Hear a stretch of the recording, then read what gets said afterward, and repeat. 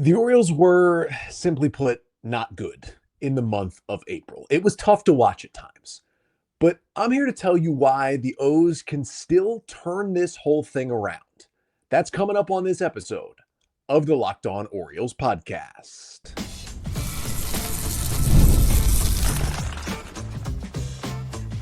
You are Locked On Orioles, your daily Baltimore Orioles podcast. Part of the Locked On Podcast Network, your team every day. Hey there, Orioles fans. Today is Friday, May 2nd, 2025, and welcome back into the Locked On Orioles podcast, part of the Locked On Podcast Network, your team every day. As always, I'm your host, Connor Newcomb, and coming up on today's episode, we're going to take a look at the reasons to still be optimistic for an Orioles team that is coming off a terrible April, is 12-18, is sitting in last place in the AL East as they enter the month of May. Feels like things are bad. Feels like nothing else could go wrong. And I want to talk about why that might be the case, that nothing else can go wrong. Quite frankly, things could be turning around the other way. I'm going to give you the 3 reasons why the O's are not out of this just yet. We will talk about their May schedule.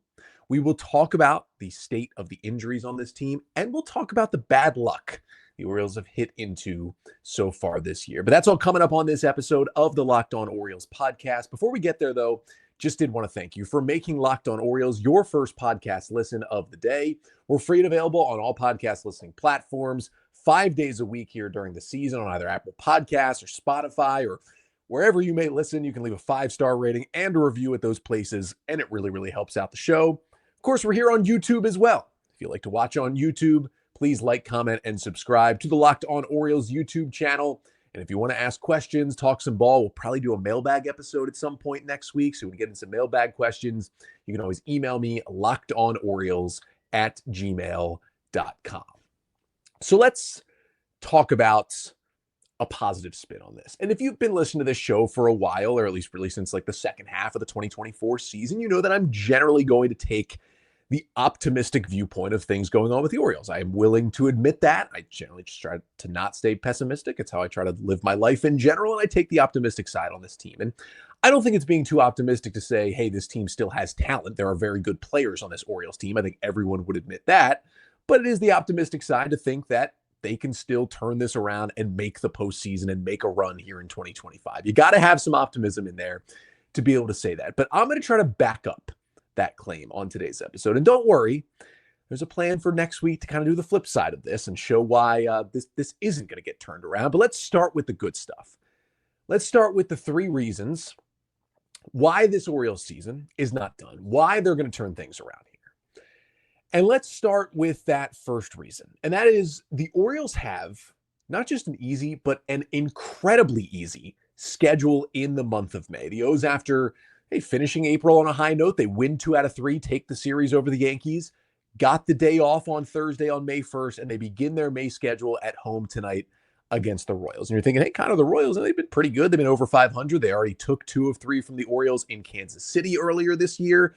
But after the Royals, the Orioles have a stretch of their schedule that they absolutely need to take advantage of. So after 3 at home against the Royals, the Orioles go at the Twins. That team is, 5 games under 500? These are records heading into play on Thursday, but I believe already the Twins have lost again on Thursday in Cleveland. But the stats I'm going to talk about was heading into play on Thursday. So after the Royals, who are 17-15, they've been pretty good. You get the Twins, 13-19 now. Then you're at the Angels.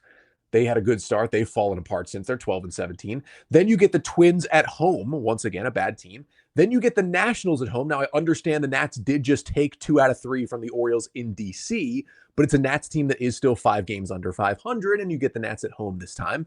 Then you go to Milwaukee. That's generally a good team, and they've been a good team this year, but in reality, they're only 16-15. Then you go to Boston. That's going to be a tough 4-game series. That is the best team the Orioles see this year. The Red Sox, though, are only 17-15. Then you get the Cardinals at home. They have not been playing very good baseball. They're 3 games under 500.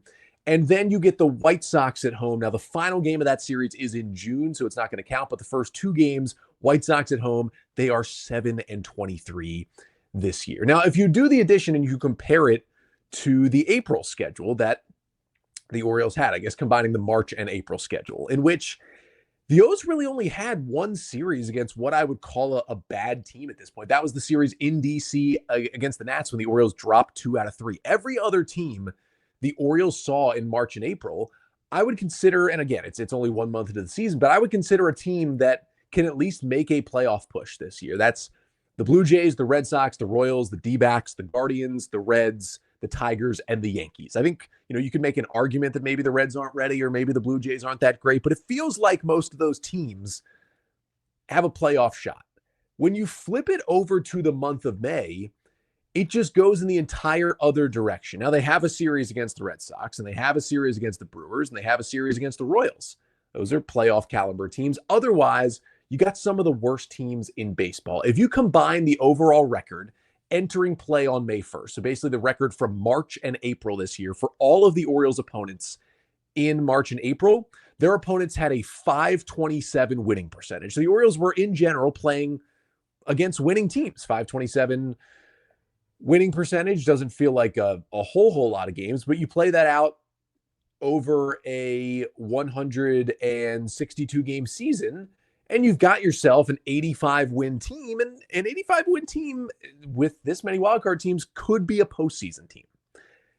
Now let's flip it to what the Orioles will see in May. You combine all the records of what the teams have been in March and April.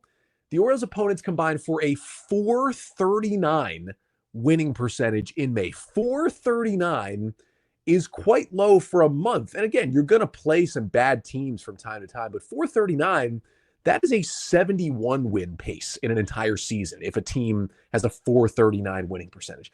That is a very, very easy month. You're rarely going to find teams that slip like close to 400 or under in the entire opponents they're playing for a whole month. This is one of the easier months, and I believe, I didn't get it fully flushed out, but I believe the Orioles have the easiest schedule month of May of any team in baseball. And listen, they went 12-18 against a better schedule, but not like a schedule of world beaters. I understand that.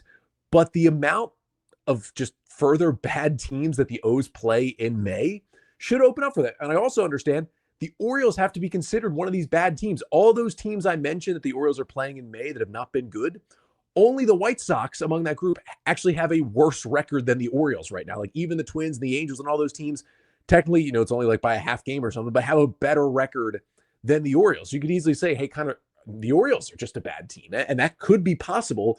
But I think we're going to find out here in May. Because after this Royals series specifically, that stretch of Twins, Angels, Twins, Nats, that is 4 straight series against teams that they do not look like postseason caliber ball clubs. They are teams that I think are all going to finish under 500 and a chance to get back on track. And the Orioles, again, you want them to, if they get through May and they have a winning record, it's like, all right, they got to turn around. That would be a lot to do. They're entering the month 6 games under 500, but they play 27 games in the month of May against some bad teams. Even if you just say the Orioles win the series against the bad teams, lose the series against the good teams, and they split the 1-4 gamer that they have against the Red Sox. Even if you say that is pretty modest for a baseball team that's supposed to be good to do. The schedule is so easy that still comes out as a 16-11 month for the Orioles in 27 games. That shouldn't be too horrible to do, 16-11. And if the Orioles could go 16-11 in May, they would be 28-29 overall on June 1st. And if you can get to June basically right at 500, you've got 4 months left as a 500 team. You are very much right in the range of striking distance to be a postseason team again and kind of turn this season around. So it's all in front of them. This is going to be their easiest month of the year is May. If they do not make up ground in May, that's kind of the flip side of this. Like it's all right there in front of them. But, I don't think they're going to go 12-18, but even if they go 14-13, they go 13-14, they play like 500 baseball throughout the month, it's going to show you that, hey, Orioles, this was your easiest month and you still looked like, not a horrible team, but a 500 team. They're probably not going to make the playoffs. But if they can get 16, 17 plus wins out of this against these bad teams, they can at least say, okay, we're a step above these teams that are struggling. We are back in the mix. That is at least a good sign heading into this month. That was a tough April. Should be an easier May. The O's still have to take advantage of it, but it should be a much easier May on the schedule. And the other nice thing about May is that the Orioles should finally get a little bit healthier this month. We'll discuss that as well coming up next. But first, this episode of the Locked On Orioles podcast is brought to you by Amazon Fire TV Stick 4K. Did you know your Fire TV is also an Xbox? You can turn any TV into your gaming and entertainment hub with Fire TV Stick 4K devices. No console required. Just grab your paired controller, subscribe or sign into Xbox Game Pass Ultimate with EA Play included, and you're ready to go. You can dive into hundreds of premium titles, including EA Sports College Football 25 and Call of Duty. And it's all as easy as you stream your favorite shows. Now, what if you could jump into your favorite Xbox titles without even needing your console in every room? You can keep it in a different room and you can play elsewhere as long as you've got that Amazon Fire TV Stick 4K. You know what? Do you ever find yourself flipping between apps just to find one place that works right? Well, with Fire TV Stick 4K, everything is in one place. Netflix, YouTube, and beyond if you're not much of a gamer, but you certainly are streaming shows and movies. So head to amazon.com/FireTVLockedOn to get started. Xbox Game Pass Ultimate subscription and compatible controller required. Available on select devices, including Fire TV Stick 4K second generation, Fire TV Stick 4K Max first and second generation, and Fire TV Cube third generation. So for the Orioles, one way they can get back into it, this is a very easy month of May. Again, their opponents in the month, a .439 winning percentage so far on the season. That is a chance for the Orioles to jump back into this thing. The second reason why the Orioles are going to turn this around is that they are finally starting to get healthy. It really does feel like there's no hope for this rotation right now. I mean, Charlie Morton's been moved to the bullpen. You're running with Tomoyuki Sugano, Kyle Gibson, Cade Povich, and Dean Kramer right now. They have a 6.04 rotation ERA that is 28th in baseball. Only the Marlins and the Rockies, probably the two worst, well, maybe not two worst, two of the three worst teams in baseball. Only they have worse rotations than the Orioles right now. But Brandon Young looked okay in 2 starts. He's eligible to come back from AAA on May 11th and maybe sooner if someone else gets injured. But we are getting some positive injury news for a lot of the other arms. Zach Eflin, who has been out since April 7th with a bit of a mild lat strain. He threw his second bullpen on Tuesday. And as long as he felt good from that one, we'll probably find out today how he felt. Next up, the Orioles said earlier this week, is a rehab assignment for Eflin. And if the rehab assignment goes well, maybe a couple of starts, by the middle to end of May, we could have Zach Eflin back in this rotation, which would be a huge stabilizing force for this team, as we know. Trevor Rogers made his second rehab start on Tuesday in AAA after making his first one in AA. He had a knee injury in the offseason. His fastball was sitting 92 up to 93. That's a slight velocity bump from him last year, which is good. He threw 55 pitches on Tuesday as he continues to build up, and all of his pitches had some more movement across the board as well. And we know Rogers was not good in those 4 starts last year after the trade at the deadline that brought him here from Miami. He was sent to AAA. He worked on some stuff, but he is a big league option. Right now, the Orioles just have absolutely zero rotation depth. So even if I'm not counting on Rogers to immediately join the big league rotation and help, he at least gives you better, healthy depth in AAA once he makes probably 2 more rehab starts. So that puts him near middle to end of May to be ready to do that. And Chase McDermott, the Orioles' top pitching prospect, is also on a similar stint. The right-hander who had a lat injury in spring training made his first rehab start in AA on Sunday. Most likely this weekend, he will pitch in AAA with another rehab start. And then, we'll get some more data on his pitches and we'll see where he goes from there. Probably on a similar timeline with Rogers. Sometime in late May, he could be ready to go. McDermott is someone I'm more excited about than Trevor Rogers to actually help the big league team soon. But at the very least, just like Rogers, he gives you at some point in May more depth in that rotation. So if you need to dip into it, it's not Kyle Gibson, it's Chase McDermott. And that's at least a higher ceiling. Both of them could be able to be ready by the end of this month. You also have Kyle Bradish and Tyler Wells, who both had elbow surgery last June, have both been throwing bullpens. Bradish threw one, then Tyler Wells threw one just earlier this week. Now, they're still a ways away, and they're probably targeting sometime, hopefully shortly after the All-Star break. We're not talking about May or even June for returns for either of those guys, but they seem to be really on track, and there's still time for setbacks to happen, but if they're this on track, like the O's could come back from the All-Star break in late July and have both Wells and Bradish in their rotation. It's not completely out of the question for that to happen. That is very, very exciting stuff here. And those are two guys who are really going to help your team out of the rotation or out of the bullpen. That is super helpful. Speaking of the bullpen, Andrew Kittredge, who had that kind of knee procedure in spring, Orioles brought him in on a one-year deal this offseason, had some great years with the Rays and the Cardinals out of the bullpen. He threw a live BP on Wednesday. Brandon Hyde said his next step is to go on a rehab assignment soon, so hopefully this weekend or early next week. He goes on rehab to AA and AAA, and relievers don't need as much time to build up, so it could be more like mid-May for Andrew Kittredge to be ready to join this bullpen. And the Oriole bullpen hasn't been the problem. They've actually been pretty good so far this season. Have certainly helped them win some of the 12 games that they've actually gotten. But getting Kittredge in there, the bullpen gets even better if you make that move. So that's exciting as well. Now, for Grayson Rodriguez, it doesn't feel as exciting with injury updates. He had the elbow, he had the tricep, now he's got the lat. I mean, a second half return maybe for Grayson. I'm not as excited about that one. I think there's a chance his season doesn't happen here in 2025, but we will see. But if you can get any kind of Grayson back and you can at least tread water for a while here, you could look at the pick of Zach Eflin, Grayson Rodriguez, Dean Kramer, Tomoyuki Sugano, Kyle Bradish, Tyler Wells, Cade Povich, and what they're going to have to do is some sort of trade acquisition at the deadline. Those you can put together a good rotation of 5 starters out of all those options. Absolutely, with the Orioles offense, that could get it done. That's what the O's were kind of dreaming on at the beginning of the season. It's all been a disaster. It's all gone about as bad as it possibly can, but things are going to get better for this rotation. And in injuries as a whole, like Colton Cowser is targeting a return maybe the first week of June from his broken thumb.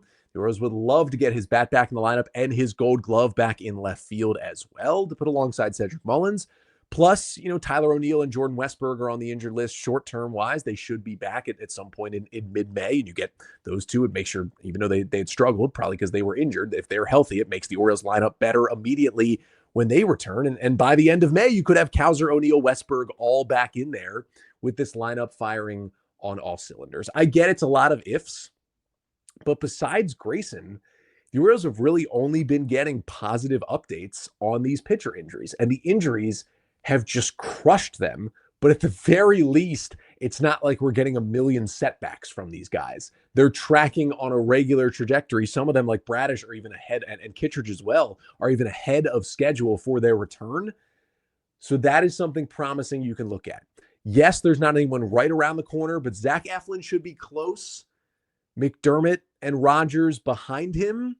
By the end of May, you could have 3 more starting options. And hey, if they want to be healthy and pitch well, I mean, the Orioles have that 4-man rotation right now of Sugano, Gibson, Povich, and Kramer. I mean, you could get Eflin and McDermott in there. It fills up the 5th spot. You get Kyle Gibson out of there. Maybe Kramer continues to struggle. He loses his spot for Trevor Rogers. Like, if he's pitching better, you at least have those options. And hopefully if you can get to the end of May, you could have 3 more options for this rotation. Now, only one of them is going to be guaranteed a good option. That's Zach Eflin. A lot of questions about Rogers and McDermott, but it's better to at least have the options because they literally just don't have them at all in AAA. That's why they're going with a 4-man rotation and Charlie Morton's in the bullpen. There's just not better options right now, but it's going to get better. And as it gets better, there's going to be less and less games where the Orioles feel like they're blown out early. There's going to be less and less games where the Orioles are beat down in the second inning because their starter is so bad. And that gives you more and more chances for your offense to spark it, light it up, get some comebacks going, build some leads early in games, and the team will just slowly look better and better as that happens. And, the offense has also been an issue. I mean, we're not hiding from that. They haven't been nearly as bad as the starting rotation, but it hasn't been the offense we thought about. Some of that's been some struggles. Some of that's been some really bad luck. That's the final thing we're going to talk about coming up next.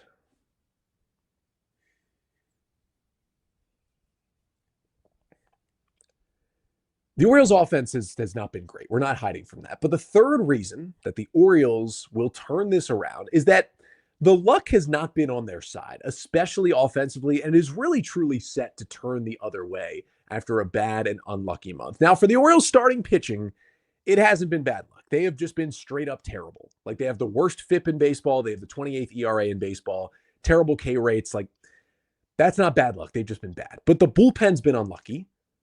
351 BABIP allowed, batting average on balls in play. League average is like 280. That will come down in the bullpen that's already been really good. I mean, don't look at the bullpen ERA. It's inflated by Gary Sanchez and Jorge Mateo giving up 9 runs in 2 innings and that loss to the Reds. It's inflated by some outings by Cody Poteet, like the one time he's pitched, or Charlie Morton coming out of the bullpen. The real members of this bullpen have been really, really good, minus CNL Perez. It's been the strongest unit of the 3, really of the 4. Defense, starting pitching, bullpen, offense. Bullpen by far has been the strongest unit so far this year, and they're due to get some even better luck. But on the offensive side, the Orioles have struggled in some cases. Like, don't get me wrong, there's been some bad looks, but also there's been a lot of bad luck and a lot of really poor batted ball luck. And that's what some of the game of baseball is. Sometimes you just get unlucky for a while. It is a very luck-based sport once that ball comes off the bat. They've basically, results-wise, been a league average offense. A 97 WRC+, that's 15th in Major League Baseball. They've been squarely average overall offensively. They're averaging right at 4 runs per game. Not terrible, not amazing. That's somewhere in the middle if you're scoring 4 runs per game. If you have a good pitching staff, you can win a lot of games with 4 runs per game. The Orioles do not, and that is why they are 12 and 18. That is 18th in baseball, 4 runs per game. Again, right around the middle. Now, the Orioles are hitting .223, their batting average as a team. That is 27th in baseball. That is not where you want to be.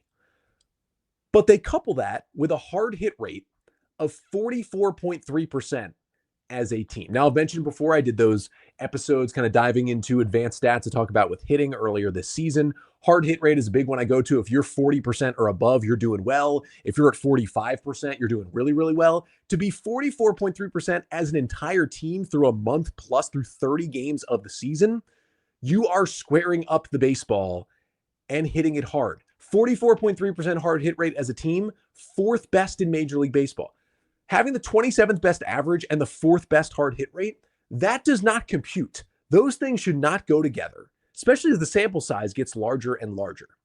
Hard hit balls generally go well. That's why I talk about hard hit rate, because a hard hit ball in baseball this year, in 2025 in Major League Baseball, hard hit balls, that is a ball with an exit velocity of 95 miles per hour or more off the bat, have a .464 batting average across the league. The Orioles are doing it 44% of the time, yet they're only hitting .223. That math does not add up. Now, they have an expected batting average, because of the way they're hitting the ball hard, of .248.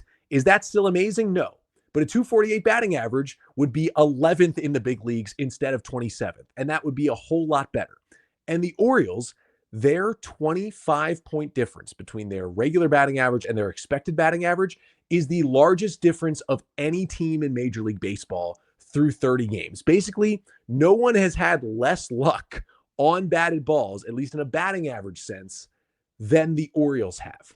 They also have the 5th largest difference between their actual slugging and their expected slugging. So there should be more extra base hits coming and home runs coming the way the Orioles are striking the baseball. And it's just not happening for them right now with the results. It's bad luck. I mean, the barrel rate, right? We talked about barrel rate. That's like hitting the ball hard enough and on a perfect angle that usually leads to extra base hits and home runs. The Orioles have a 10.6% barrel rate as a team. That is also 4th best in Major League Baseball, but it's not leading to the success. And some of that is bad luck. Some of it's small sample size. If the O's keep hitting the ball hard like they're doing, it's going to even out and they're going to produce more runs on the base level. Like Adley Rutschman has been a fantastic example of this. He's hitting just .222 so far this year. People are worried again. But he's got an expected batting average of .292, 70 points difference on your expected batting average, because he's been squaring the ball up so well, top 5% in squared up percentage. He's not chasing out of the zone. He's not swinging and missing. The 70-point difference between his batting average and expected batting average is the 8th largest in baseball this year. Like the way he's hitting the ball, he's going to get it going more and more. Heston Kjerstad, a lot of bad luck. .203 batting average, but a .255 expected batting average. .351 slugging, but a .505 expected slugging with how hard he's hitting the ball. 5th largest difference between slugging and slugging of any hitter in Major League Baseball. Running great hard hit rates, great barrel rates, nothing to show for it in the stats. And then it's how hard Gunnar Henderson has been hitting the ball. He's got a 57% hard hit rate. I mentioned how 45% is really good. He's at 57%. That's 15th in Major League Baseball. but he's hitting the ball hard, but on the ground. His ground ball rate is up from 47% last year to 51% this year. Just too much hard contact on the ground from Henderson. Now, it could be that the oblique and intercostal injury is still lingering for him a little bit that kept him out for a few weeks at the beginning of the season, but we know how good Gunnar is. If he starts to elevate the baseball, which he's done a little bit more in the past couple of games, hit a home run on Tuesday, he is going to break out again and start to have a Gunnar type season because of how hard he is just smashing the ball right now. He's got to take a few more walks as he's done, start to elevate the baseball. These things are going to work out. Like if there's one thing I'm not worried about with the struggles, it's the Orioles offense. They have too much talent. They're mashing the baseball.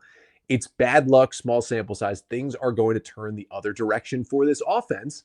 And if you get the offense turning the other direction with the starting pitching getting healthy, and you add in an easy month of May, the Orioles could be at or back over 500 by the end of this month. And again, with the start they had, if the Orioles, as I mentioned, if they're just 28-29 on June 1st, I will absolutely take that. They are right back in the mix with 4 months left. And these 3 reasons, I think, lead you to believe that potentially the O's can and will turn this thing around. Hopefully it was a nice spark to finish April with a series win over the Yankees.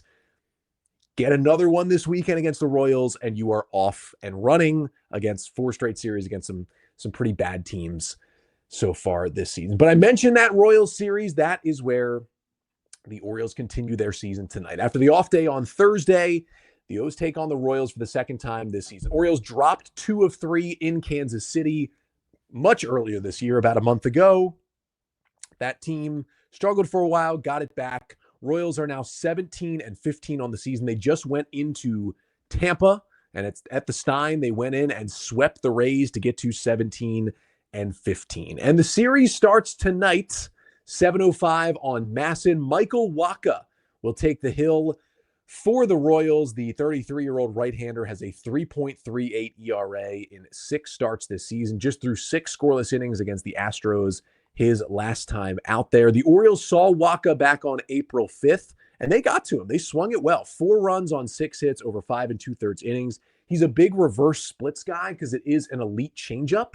So expect actually more righties than you would usually see from the Orioles against a right-handed starter in tonight's lineup. Then on Saturday, national broadcast on Fox at 7:15 p.m., Kris Bubic will take the hill for the Royals. We know how bad the Orioles have been against lefties. Bubic, the 27-year-old left-hander, has been resurgent this year. He returned from Tommy John last year as a good reliever. Now he's back into the rotation, has a 2.25 ERA in 6 starts, but he's coming off his worst start of the year. 4 runs allowed on 5 hits in 5 innings against the Astros. Otherwise, he's been pretty great this year. He did face the Orioles once, and he dominated them. 6 2/3 innings on April 6th. 4 hits, 1 unearned run, 8 Ks, and 1 walk. We'll see if the Orioles can finally snap out of their woes against lefties. The O's will send after sending Dean Kramer to the hill tonight. Remember, Kramer's worst month every year is April. We are finally in May for Dean Kramer. Hopefully that means the turnaround begins for him. And then Tomoyuki Sugano will take the mound. A 3 ERA. Remember, he was really good when he faced the Royals the last time. He gave the O's 5 1/3 innings of 1-run ball in Kansas City. I would love to see that again on Saturday. Then the series ends on Sunday, 1:35 on MASN. Michael Lorenzen, the veteran right-hander, will take the ball for the Royals. He's been good this year as well. 33-year-old righty with a 3.48 ERA in 6 games started, coming off of 6 innings of 1-run ball earlier this week against Tampa Bay. Lorenzen's kind of a kitchen sink approach for him from the right-hander, did not pitch against the Orioles in that first series, and he will go up against Kyle Gibson, who I can promise you right now, that start on Sunday will go better than it did on Tuesday after Gibson went out there and allowed 9 earned runs on 11 hits, 5 homers in 3 2/3 innings in his season debut against the Yankees.